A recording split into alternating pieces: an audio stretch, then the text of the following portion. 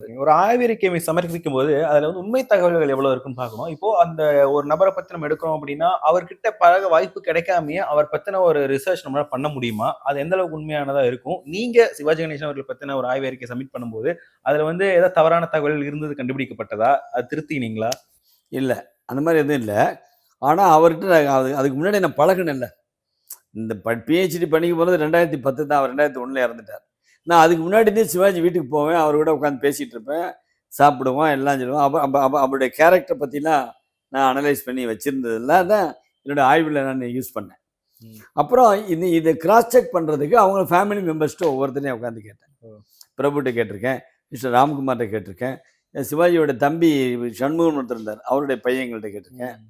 அப்புறம் அமெரிக்காவுல சிவாஜியோடைய தம்பி பையன ஒரு ஸ்காட்லாந்து விமன் கல்யாணம் பண்ணாங்க. ம். அந்த அம்மா சிவாஜி மேல ரொம்ப பிரியம். அந்த அம்மாட்ட அமெரிக்கால சந்திச்சு கேட்டிருக்கேன். ம்ஹ்ம்.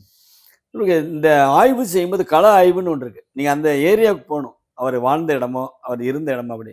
அப்படி போகும்போது இவரு சின்ன வயசுல 5 வயசு, 10 வயசுல 5 வயசு 7 வயசுக்குள்ள தான் நடிக்க போயிட்டாரு.